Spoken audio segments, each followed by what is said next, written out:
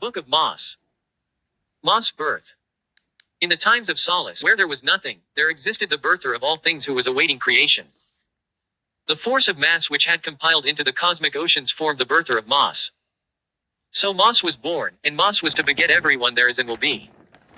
Like the atom man, Moss was the cosmic quantum representation of the codex singularity which was the brain of Moss or the mind. Now during those times, there were many men who were sinners, living under the descents of Adamic man. When the man Moss that was the virtual body of Christ was in the reality of man, there was great disambiguation of what transisted between the masses and matter. So thus was, that, man was in search of the answer to all that restored the adhesion between forces of mass and matter, the quantum reality. So concerned was man with the disambiguation that in the times that preceded Moss as were the times to come, all men were to specifically perambulate the topic of material and spirit or the existence of the two circumstances. With precision, Moss incised the mind of God and decided to make it one with him. So it was, and Moss became God, for an instance, which will last forever. Moss conviction. As Moss decided, there was no energy from the beginning and constant chaos is all that will persist through existence. There was to become a conviction of sorts, and such that Moss made it so, to become one and never sin against God or the force of the order. In those times, there was only sin in the hearts of man, so Moss made it clear that it was unwise to be of unequivalent opinions or proportions. So this was Moss' conviction, and to be one with God was to be at peace with the oneself and also to be at one with the all. As it was that in the world of sin, there can be no one with no sin, Moss made a conviction not to sin but moderately according to the tenets of godly ethos. Moss disconnection. Finally, there was due to the disambiguation, a need to disconnect Moss from the electronic currents that flowed through the cosmic ocean. So it was, that Moss beheld, a great manifestation of power and ethereal essence, and was made a beholder of aura. Now Moss devised a divine strategy, to unite the forces of darkness and sin with that of good and of clean. Until the great upheaval at Moss' behest, there was no need to see clean things as good, but yet it was generally assumed so. This led to a great and obvious disconnection between the quantum forces of good and evil because since they could not mix inseparably like water and sand, and the grains of the mind, it was pointless to unite them. Thus, Moss' plan had a slight procedural failure. At acknowledging this as fact, Moss became the cause of the chaos and disambiguation and therefore had to be disconnected from the entropic energy. Onwards went the universal confabulation and thus Moss had to become separated from man and the mind. Moss inventions. Now when the great man Jablo Oblo invented the quantum AI core, Moss had been the one to set it in motion. So it was, that Moss had invented a great many unknowable devices. The torches and flames of the undying universe's fires, the fabric of reality and the shape of things, dignity and destiny were all part of the supernatural expositions of the proposition of Moss. It had come to pass that for becoming the law and having had the intelligence of being alive, Moss had conquered the powers of God and man and become even greater in complexity and dexterity. So candid was the opinion that Moss was the benefactor of all man and that all malevolence was against Moss, for Moss could bear great pain. Moss life. For the domination and possession of all powers, Moss was made. Now, to possess all powers was the secret gift of creation but had yet not been passed through descent, and thus the heredity of man's nature was to acquire wisdom than to create it. Moss life was calibrated to the alpha chemical universal realm of existence as all could not go on without Moss in the quantum continuum dilemma. So owing to the laws of nature and newly found quantum knowledge, the dimensions to each direction were created in Moss being a central figure in the proportions. Such was the darkness of these times, that in the heart of man, was become the treasured possession of dark matter. Secretly detectable was the measure of the quality of this property in the vestiture that all mankind, owing to the descent of Adamic man, made segregation of men, to forcefully purify the race, for the clear understanding of God. But clearly, this was also a misunderstanding on the path of man, for what was the arc of the first segment that made creation possible, had become an endlessly lasting construction or institution. For this sake, it was made in the heart of Moss, a vow, to seek out the hearts of pure evil flame in men and to reconstruct the technology of energy. Such that, Moss' pure entire being of levity had become dark and evil, in order to fulfill this search. Moss magic. In those times that diviners would seek magic through nature, there was a certain mystique aspect that sought to convert magic into godhood. For man, morality meant ethics, and though that was not a replacement for conscience, man mistook conscience for God. For constant change does not mean things are in a constant motion or movement towards something different, but a constant of things that change when things that are constant do not change.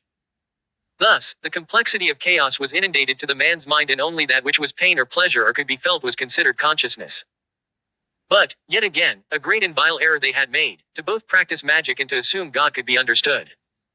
Even God, if God could be understood, could not understand God. Every face, that man realized as an identity, made him not God. Every body of man severed his link to God. With the sound of death and the frightful feeling of coming back to life, things have undergone a rancid ferment into decay. The body of man is rotting constantly. True wisdom knows, there's no way to get to be rid yourself of doings, yet, the true way teaches, if one doesn't know the mind's true content, it is best if one waits forever till they make their mind up. So Moss magic, in real truth was the force and the force of vitality in all men who will to do a thing. Resplendent it was in the idea that man could die and be of severed spirit, the true essence and destiny of man, purposeless.